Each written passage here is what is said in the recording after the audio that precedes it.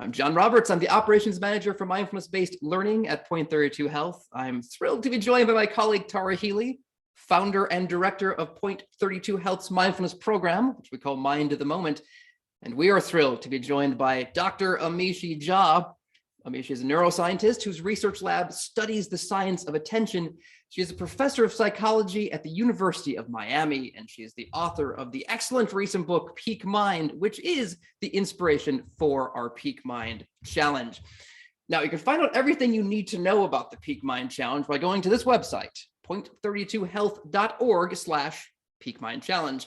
But in brief, Amishi's research has demonstrated that mindfulness exercises are indeed the best attention training exercises one can do, and that by doing these 12-minute mindfulness exercises once per day, most days of the week for about 4 weeks, one can develop a mind which is optimized for focus and attention, even in those high-demand, high-stress periods, a mind which is less prone to distraction, less likely to make errors, which is able to effectively take in new information and then commit that information to memory.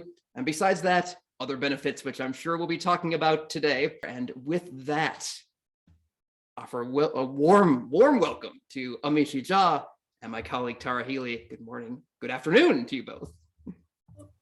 Thank you, John, and thank you for that wonderful intro. And I want to tell folks that as you have questions, please go ahead and put those right in the chat, because we really want this to be a dialogue that includes you. But I'd like to kick it off and get us started with a couple of questions for Amishi. So the first one is really related to your book and to the title, Peak Mind. And if you could define, what do you mean by peak mind? And why does 12 minutes seem to be that sweet spot for cultivating benefits of this practice? Such a great set of questions. And just want to say thank you to both you, Tara and John, for that warm welcome and introduction. And to everybody that's joining us, it's going to be a lot of fun. And I'm excited to have the opportunity to directly answer your questions as well. And I think, Tara, you start us off with a great question, which I think kind of culminates in why I was happy with the title that we gave the book, because it was, it's a journey always when you're trying to figure out what do you want all of this work. And it frankly is. Somebody asked me recently, how long did it take you to write the book? And one answer is, a couple years. The other answer is my entire life. So well, part of the motivation for calling this book Peak Mind, and what I mean when I say that term, peak mind, is the potentiality we all have to live at our peak, meaning having full access to all of our capacity to think clearly, to fully experience emotion and stay emotionally balanced, and fully connect with other people. And it ends up that the thing that helps fuel all of those happens to be a brain system I've studied in my lab for the last several decades, attention. So in some sense, a peak mind is a mind that has full access to its attentional resources. And it's not about always being perfect or optimized in every moment, but with those resources, no matter the moments of our life, whether they're the exalted, amazing peak experiences we might have, or the very challenging or very precious or even grief-filled moments of our life, we're fully there to experience those moments and maneuver through challenge with more ease than we would have if we didn't have those resources available to us. So that's one part of the answer of what a peak mind is. The second part of your question, which is part of the subtitle of the book, is 12 minutes. Now, that number actually reflects many, many studies. And it's yoked to what I just described as a peak mind. So it's definitely tied to the number of minutes per day that one should aim to practice, that our research suggests results in protective effects for the brain's attention system. And so this comes out of studies in which we ask people to do many more minutes a day. If you think about the mindfulness-based stress reduction model, upon which a lot of our work has been guided and based, the request there is 45 minutes a day. And what we found is that people aren't doing that amount of time in our studies. And even when we cut it to 30 minutes, many were not achieving that. So the number 12 emerges in a sort of data emergent fashion. This is what we found people are doing. And when they do 12 minutes or more, frankly, they're doing a lot more variety of minutes. Some people are doing 0, some may be doing a couple, all the way up to 30 with a distribution across that. But what we found was that the 12-minute mark is where we started seeing benefits consistently. And in follow-on studies, what we did is we said, let's just give them 12 minutes. If that tends to be a sweet spot, what happens if you constrain the requirement to that? And we found that time-pressured individuals who may be more vulnerable in terms of their attention actually were willing to do 12 minutes. When they did the 12 minutes, as John mentioned, 3 to 5 days a week, we saw protective effects and in some cases beneficial effects for attention. So it really anchors around what the data suggested from our studies. Okay, yeah, I was going to actually say, so when you say beneficial effects, are those the effects that come with a peak mind, having that kind of equanimity or balance of mind, regardless of what's happening? Are those, would that be the 12-minute mark that you could start to see those benefits? If we had really great tools to discover when people were in a fully peak state, that would be great. Like now this is a brain in equanimity. This is a brain in enlightenment. Yeah. This is a brain in emotional regulation. Those are all fuzzy targets right now. We don't really know what that looks like. But what I'll tell you is that with the 12 minutes a day, people that would have otherwise experienced greater negative mood, greater cognitive fog, greater challenges problem solving and connecting with others, those challenges were lifted. They report from their subjective experience as well as their objective data that their attention is either stable or better than it was at the start of the 4 weeks prior. Their mood is better, more positive, less negative, and their ability to connect and cohere with other people around them was benefited as well. Okay, So that's where great. we're at in terms of the Yeah, reality. yeah. I wish I could say, yes, 12 minutes and you've Yeah. equanimity for the rest of your life. No, that's not the way it is. And we know that that's just not the way anything works. Yeah. Like the concepts of mindfulness tell us, we live our lives moment by moment. Right. And it's all about relative to what things would have been like without this tool to benefit us instead of some absolute thing that we're able to achieve. Yeah, that's great. Really clear. Thanks, Amishi. I have one more question and then I can see there are questions coming in from the attendees. So here's my question.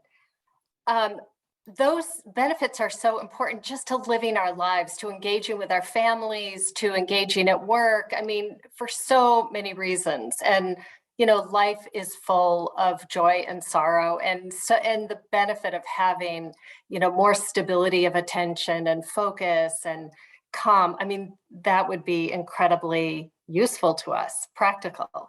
But we are so prone to distraction. As humans, we're so prone. And I think with our various devices, we've inclined our mind toward those so often that starts to become the default, in that, you hear that ding and automatically there. So, and I think there are implications for this that, we get to the bottom of a page of a book and we ask, what did I just read? Or we're introduced to somebody and we immediately forget their name. So is there an evolutionary reason for distraction? Like, why are we so prone to it? And will these practices support the cultivation of kind of a strength of attention, or this not inability to be distracted, but not give in to it? Yeah. I mean, that was the big question. And I think there's two parts of what you're asking. First of all, why do we have a mind that is so prone to distraction? Right. Is that mind even more prone now because of the technological world we live in? And do these practices support our being able to recoup our attention or own it more in the Yes. face of these kinds of distractions? And I would say the first part of the question regarding why is our mind so distractible? I mean, I think that there's many ways I could answer that. The first very obvious thing would be, well, let's look at it this way. The mind we have right now is the success story of human evolution. And that means that at some point throughout our evolutionary history, these set of features in the mind made it most likely to survive and thrive.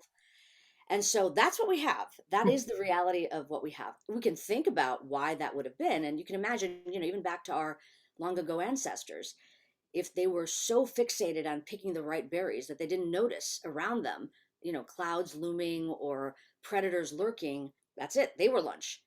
Right. So to have this mind that has attentional cycling, that is able to kind of check in, but also has like a broad ability to have inputs come in a very profoundly beneficial way to save us, to actually protect us. It seems like it would be obviously useful.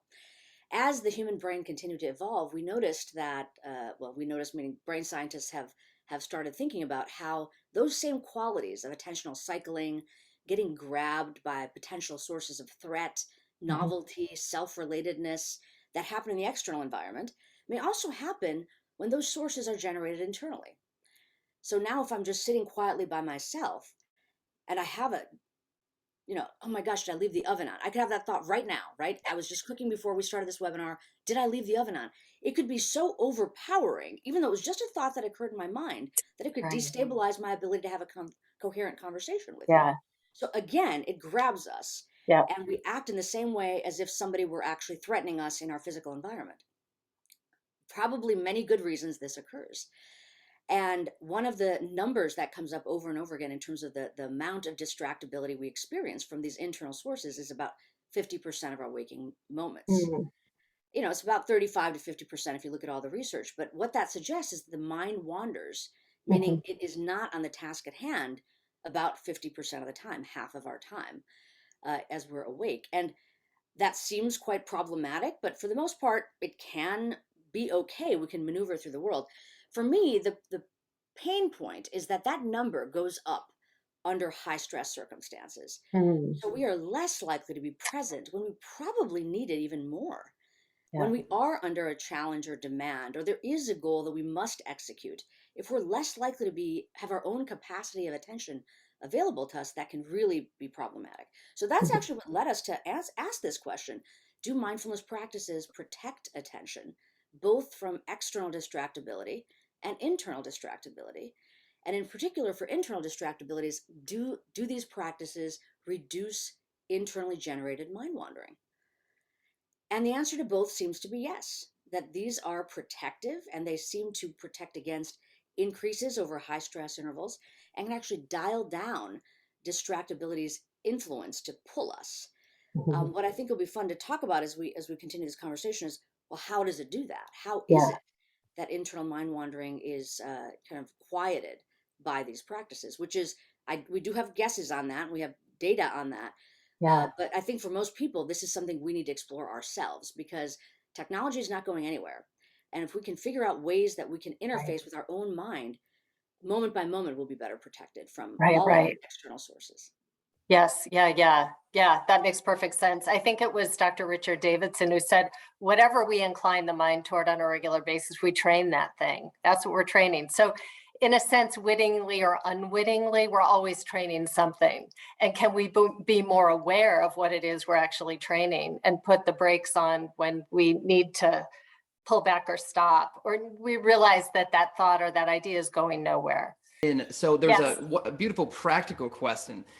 Is it common for people to have difficulty staying focused during these meditation exercises, even after they've been practicing them several days a week for a few weeks?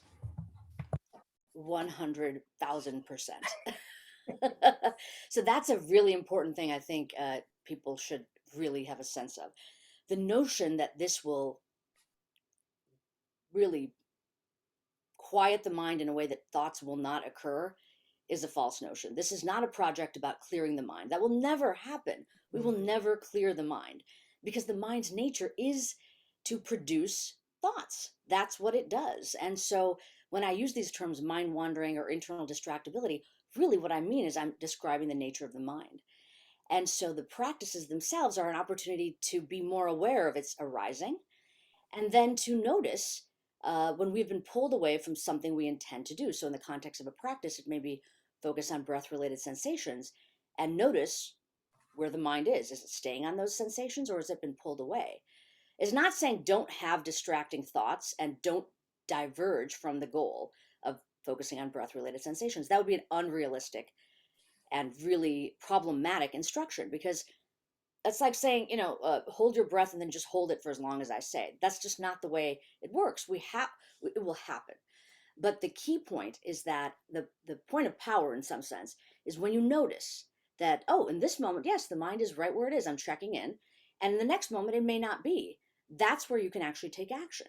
And so I love the practical nature of this question, because it's like, oh, okay, if I'm not bad at meditation because my mind wanders, then how is it helpful? Well, what you'll notice as you continue to practice and cultivate these types of processes is you might notice that the mind has wandered away. And then instead of having that extra moment of, oh, why did it do that? You'll let that go. And instead just be able to bring it right back. You might also notice that as you do this more and more, the amount of charge or pull by the distractibility may lessen. So now it's not a full blown plan about what you're going to make for a dinner party you're going to host in 3 weeks. It may just be, I'm getting grabbed by this thing that's about the future. Or, oh, I'm having a thought, bring it back. And that's where we start seeing our own development. Mind wandering will still occur, but its pull, its draw, its magnetic lure will start losing its power, and we can feel that sense of we're really owning our own attention. So I hope that helps. Wonderful. Thank you so much. Appreciate that, Amishi. And there's another question here that really kind of builds on that one, but takes a little bit of a twist to it. Nancy, first of all, says, thanks to you for joining us, and says she's listened to your book on Audible, really enjoying it. Asks, do you have tips for dealing with frustration when you can't hold your attention? She says she tries to be compassionate with herself, but can't help feeling annoyed with herself sometimes. So I like the angle on compassion with this question, especially. Yeah, and this is where, I'm speaking with esteemed teachers here with us as part of the panel. So, and you're very fortunate that these are guides and wonderful teachers that you can continue to engage with for support. But I'll just say that absolutely, the first thing, and the first practice in this Peak Mind Challenge, and that's described in my book, is find your flashlight. And that is specifically named that way because the flashlight is my metaphor for a specific kind of attention, sort of our ability to focus. And it's not focus your flashlight or keep your flashlight pointed or don't mess up. It's find it. Because in that sequence of events where we have a target object, our breath, we intend to put our flashlight on breath related sensations. We notice that the mind has wandered away. Those are all decision points. When we notice that a mind has wandered away, it could be a point at which we can be very uncompassionate, very mean to ourselves, and really feel like we failed at this whole enterprise. But I named it the Find Your Flashlight practice because I wanted that to be experienced as a win. There's no way you're going to be able to redirect your attention unless you know where it is. So finding where the focus actually has been displaced gives us the opportunity to bring it back or put it wherever we choose. It may actually be in that moment, you know what, that insight I just had is really important. I want to stay here. And that's totally fine to do. So it's a lot of opportunity to reframe our relationship with our distracted mind. Yeah. And this, of course, can be opportunities to develop self-compassion, because we're doing this, of course, to be self-supportive. We're doing this with care for ourselves, for our minds, that we know will extend to having positive ripples in the way we behave with other people and our impact on the world. Thank you, Mishi. So somebody is asking, what it's kind of a research question, actually. So this might be something we can geek out about. So the person says, as a 69-year-old woman, my past ability to multitask as a working mother has now backfired in as much as she's less ability to focus and stay on task these days, she says. My daughter has suggested I might be a bit ADHD. Can this practice help me get back to those abilities I had as a younger person? Such a great question. Mm-hmm. And I appreciate the person stating their age, but that might apply to whatever the age was that was given, frankly. Because this is sort of a human issue too, that feeling of our attention slipping away from us. The things we used to be able to do well are a little bit more challenging. And what I would say is the short answer is yes, it can help. But there's a couple things I want to unpack because I think it's a very rich question. The first is that term, which may not have been really what was fully intended, but I can't multitask the way I used to. First of all, I would say drop the project of multitasking as much as you can. So the notion of multitasking, which is that you're doing multiple attentionally demanding things simultaneously, is false. We don't actually multitask. What we actually do is something called task switching. So we're engaging our flashlight that I just talked about a moment ago in a particular mental content or task, and then we're moving it to another task, engaging in that, and then coming back and engaging in that. And it's extremely exhausting for the brain to do those switches. And what happens when you try to force the brain into this situation? Well, it will deplete our global attentional resources. There'll be less attention available for us. So everything will start falling apart. Our ability to do any of the individual tasks is going to be probably more problematic. So if you're switching between two things, both of them may suffer. You may be slower to do everything because you are taking more time as you switch back and forth. Our mood tends to decline, and our experience of fatigue will probably increase.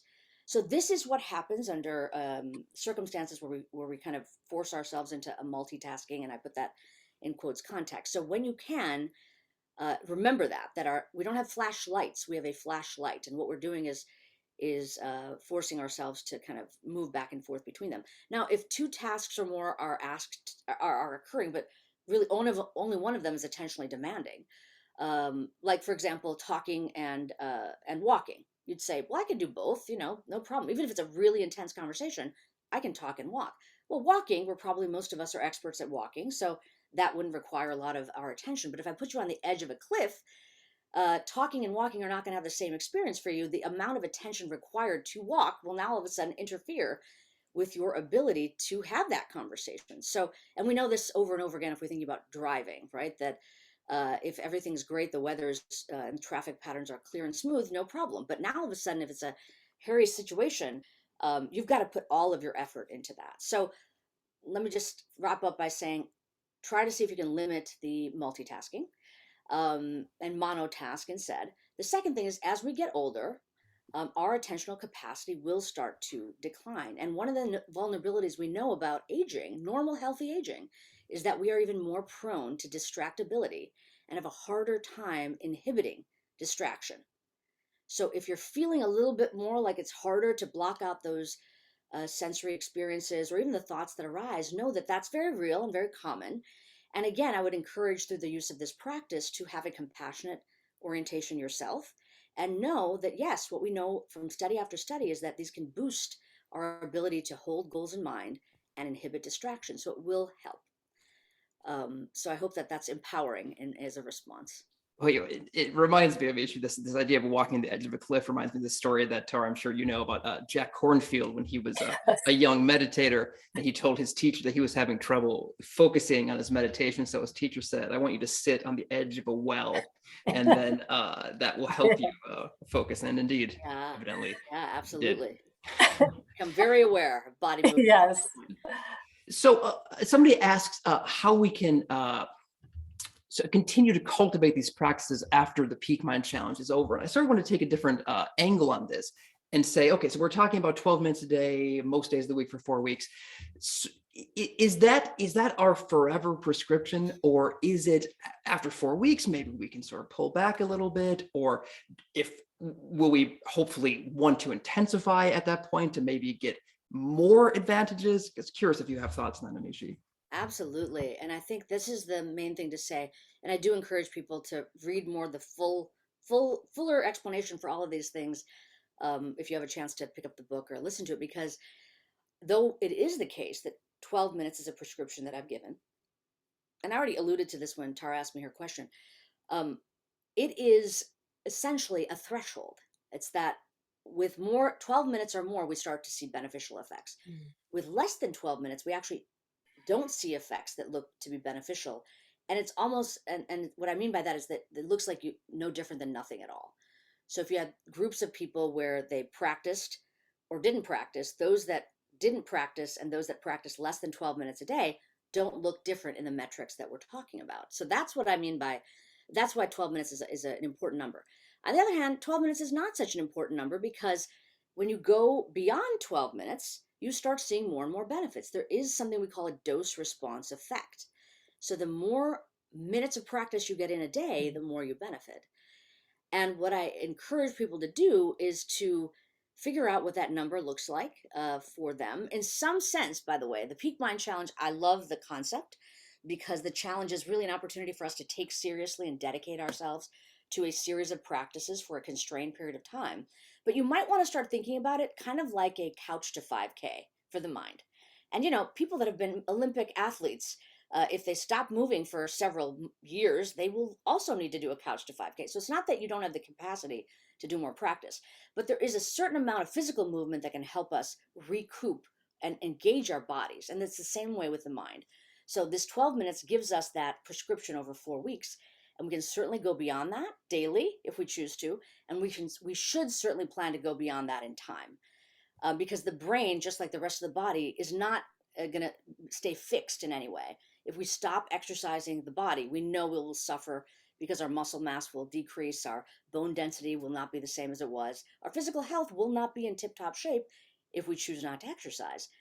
Mind is the same way. So keep up your practice and know that this is not like a switch that you flip, but it's something more like physical exercise that you need to do in an ongoing way, and figure out what that prescription looks like for you. That really is an opportunity for you to experiment in your own life of what makes you feel the most optimized and capable for yourself. This is a bit of a long one here, but it's worth reading in full. So here we go. It's from Sarah. Sarah says, I'm currently leading a book study on peak mind with a group of teachers where we are first thinking about our own awareness as educators and then extending it to how we can begin training kids in attention awareness and eventually focus. Do you have any suggestions for discussing the issue of students bringing their phones to school, a huge issue of distractibility that schools are dealing with even more now in the wake of the pandemic? How can we help them frame this situation in a way that provides a realistic, even transformative path forward? So that's specifically about the distractibility of phones, but I think there's probably some larger issues that maybe you'd want to comment on, Amishi, about mindfulness in schools, or how teachers can maybe explain these concepts to both their students and maybe other administrators who might have some apprehension around them. Yeah, I mean, I think first of all, that's wonderful that you're doing that, and I love that the topic that you're discussing begins with yourselves as teachers for this book study, because that's sort of the heart of it, is that if we understand these concepts and we can embody what being focused looks like, we're modeling exactly what those that learn from us will need and benefit from. And it is a big topic to think about how technology relates to education, how mindfulness relates to education, how mindfulness relates to development. And I'm very fortunate to be able to say that I'm part of a big community of people that are interested in these topics and are taking them quite seriously. But just to talk about mindfulness and education for a moment, there is a big movement. And again, going to Tara's comment regarding find a community, there are communities of teachers as practitioners and entire schools and school districts that are taking on mindfulness training. So do think about looking to others, and Mindful Schools is one example. There's a program by the Hahn Foundation called the Mind Up program, and I could go on and on about naming all of these, but there are many tools already available, so you don't have to sort of invent it all on your own. And there's communities of people that have already experienced bringing this into the classroom, talking to administrators, et cetera, to get the support. So that's sort of one thing, and know that there's good resources for that. The second part is that, the key to bringing mindfulness practices, because it's such an inclination, if we benefit from anything, we want to bring it to our family members, we want to bring it to those we serve. And as teachers, it's such a noble inclination to want to bring it to your students. But to remember that the students do not have, for most of them, I mean, I'm a college professor and I'm in the same boat, right? Their brains are still developing till about the age of 25. And in particular, the frontal lobes are still developing up to that age range. And the frontal lobes are key for attention. So we want to make sure whatever it is that is introduced and asked of these students in the spirit of mindfulness training and practice, take into account the developmentally appropriate nature of what we're offering. So, and that goes for, the developmental and I would say individual differences aspects of attention. So for example, even a full-fledged adult, if they suffer from ADD, you probably aren't going to ask them to sit quietly for 45 minutes a day. So the appropriateness for the individual is going to be key to keep in mind. Now, the last point I just touch on regarding technology, and it's a biggie, because like all of us, we love aspects of how technology eases our lives, and it's a curse and a scourge in many ways. And I would go back to the point I started out with, which is look at yourselves as models. What are the challenges that you're facing with regard to your technology use? What are the solutions that you're engaging in? And see those as the same kinds of things that your students will probably benefit from. And not to be too dogmatic regarding data that's even been coming out without fully understanding what we mean by that. So for example, just let me give one example.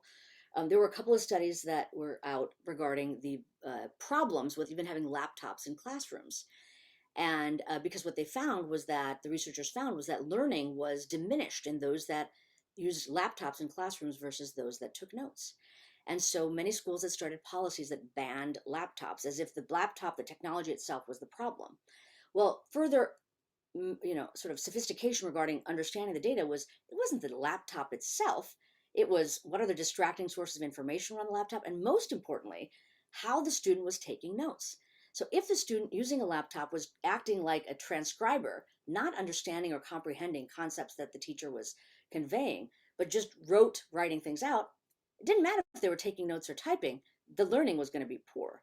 If they instead used it as an opportunity to kind of reframe, integrate, learn, synthesize, and notes reflected that, they benefited.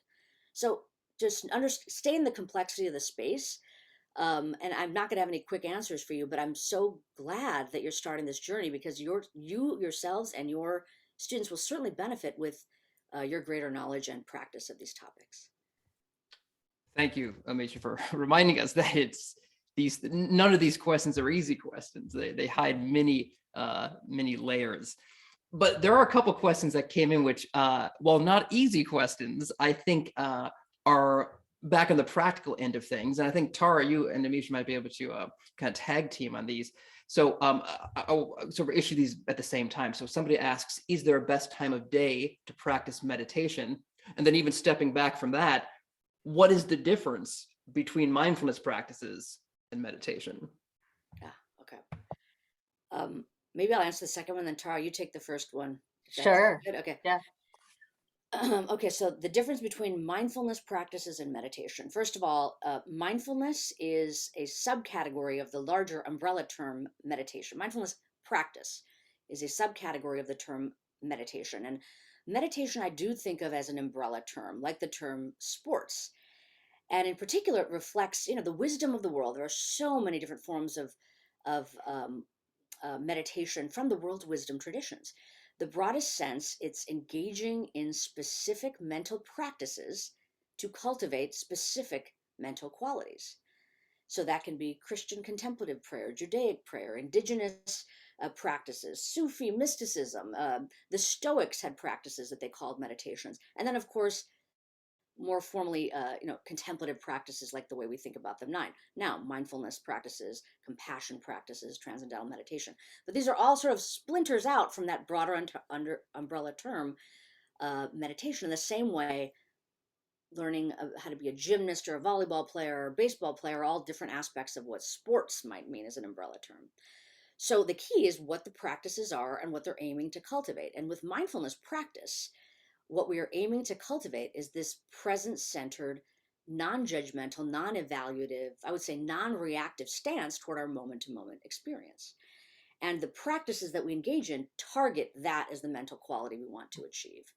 So just know that, again, I'm coming from a brain science perspective and brain training as what I'm trying to look at here with mindfulness practices, but it falls into exactly what other forms of brain training look at. What are you trying to achieve and how are you getting there? So I hope that part helps. The one thing I'll say before I pass the baton to Tara is the best time of day to practice is the time of day you practice. Meaning fit it into your schedule in a way that you'll actually do it would be my recommendation, versus fall asleep, versus you're barely awake, versus you're so stressed about the fact that you're wasting time doing this instead of something else that is problematic. So that's my general take on it. And obviously you have a great leader and teacher here to guide. Yeah, no, thanks. Thanks so much for that, Amishi. Really helpful. I was going to say the best time to practice is the time that works best for you. So there's no scientific data that says, getting up early, first thing in the morning and practicing is better than if you do it before bed or in the middle of the day. It's really what is going to work best for you. What's going to be the best time of day to practice, and the time that's going to allow some consistency in practice. And there's some research that says if you do it at the same time every day, that's going to help build your practice. But again, there might be some days where you practice at noon and then, the next day you practice in the evening. The consistency feels really important to me. So that's the good news. You have a lot of flexibility. The other thing, and just to tag team onto what Amishi said about mindfulness and meditation, oftentimes what I say to folks is that mindfulness is the quality of mind, of being awake and aware and of knowing it. And meditation is the routine, like the exercise routine we engage in on a regular basis to help steady or calibrate the mind. Mindfulness just does its job better on a steady platform. And so, there are a few different ways that we can think about the differences, but I just want to underscore all of what Amishi said about it. It really is like saying the word sports. This is a very particular kind of practice that we're cultivating here in mindfulness. Amishi, can I ask a question, which is the following? Is there something about, you were mentioning these different types of meditation. Is there something about mindfulness meditation that makes it easier to study in a research setting? Like, why is that what we're looking at as opposed to Sufi mysticism? Well, I mean, I can speak for myself that really the key for me in wanting to study contemplative practice was that it was as a solution to a problem, and the problem was that attention is very vulnerable, and it's vulnerable for people in high demand professions where they could make life or death mistakes if they didn't have full access. So what I was looking for was an answer to how we could offer them training. And in offering people training, we wanted to be as amenable to being able to be implemented without any sort of preconditions. Some of the preconditions, because a lot of these practices come from the world's wisdom traditions, have as their preconditions having a particular worldview that you hold, a particular religious or spiritual tradition, and that it's very difficult to engage in the practice without holding that particular view. Mindfulness, from our point of view, is not that mindfulness practices do not have worldviews associated with them and don't come from a particular cultural container, etc. But they are amenable to being offered in a way that is sensitive to the kind of historical cultural context, but also the current cultural context. And no specific worldview would be required. And actually, it's interesting, even in our conversations with His Holiness the Dalai Lama, some of these conversations that a wonderful organization called the Mind and Life Institute has facilitated, he himself says that, yes, of course, we as Buddhists have particular ways that we think about things. And if what you study suggests that there should be some question on the way we're considering it, we would alter that. We would really reconsider it. That to me was even a very good sign that that taking an empirical approach to these types of practices makes sense, because at the heart of it, they are asking us to investigate our moment to moment experience, investigate our own mind, investigate our thoughts. And as a researcher whose job is to investigate the mind, it just completely aligned with what we were aiming to do. So that would be one answer. But by the way, there are many people that are exploring other traditions that have associated worldviews. And those are also fruitful enterprises. It just happens to be that in my lab, with my expertise, this was a really good match for me. Great, thank you. I appreciate that. And Amishi mentioned the Mind and Life Institute, which is a fantastic organization providing, amongst other things, providing grants to researchers who are doing this sort of work. So well worth checking out if anyone's interested in the research. Amishi, there's another question which we haven't gotten to yet, and really interested in your take on this.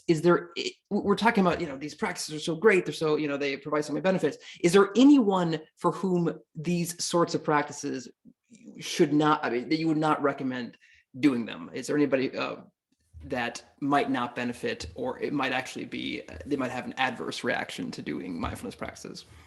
I mean, I think that that's an important thing to keep in mind, no matter what you do, whether it's a physical fitness routine, whether it's engaging in a certain kind of therapy, whatever it is in your life that you do. First and foremost, do no harm toward yourself, and use a lot of self-care perspective, sort of like do this in a way that is self-supportive, is the way that I would say it. But as that is the broader container, I would say that the study of adverse effects is a growing research endeavor to understand really what adverse effects mean and for whom. We have some hints of what we want to do well and what we want to avoid. And I mentioned one of those already. We want to make sure that if we offer practices, that they are developmentally appropriate and appropriate for the context of the person that is engaging in them. So, for example, if you know somebody has challenges with their attention, probably don't ask them to begin by having a stillness practice that requires 45 minutes a day. If they're a child with their frontal lobe not fully developed yet, don't have them do something that's too heavy of a lift. So that sort of grain needs to happen. The seeds of that have to happen through everything that's offered. Initially, people were saying that one group that really should avoid engaging in mindfulness practices are those that have experienced um, trauma in their lives, because the quieting of the mind can actually kind of reactivate, agitate, and bring to the front of the mind these very disturbing, poignant, and salient memories. What's happened since then, like many other topics in which people said it's contraindicated, don't do it, is people have said, well, what if we work with the patient in a particular way where it's offered and guided in a way that is sensitive to these particular symptoms? Can we actually produce beneficial effects? And we're seeing that that is the case. So even with the populations that can be considered, those that should not engage in mindfulness, it's actually ending up that with the right therapy guidance and with skilled clinicians and skilled teachers supporting it, it can be very beneficial. So it's a complicated answer, but I'll say that its proliferation through many different psychological disorders and many different world and individual contexts is just growing at this exponential rate. And we always have that caution of make sure that this is done with care toward yourselves, and if you're the teacher, with those that you're teaching. Amishi, it has been an honor and a pleasure, as all the times that we have been able to sit with you has been. Thank you so much for joining us today. Thank you so much. I mean, I think that everybody that has the opportunity to learn from both of you and be guided in this way is very, very fortunate. So I'm thrilled to have this partnership opportunity.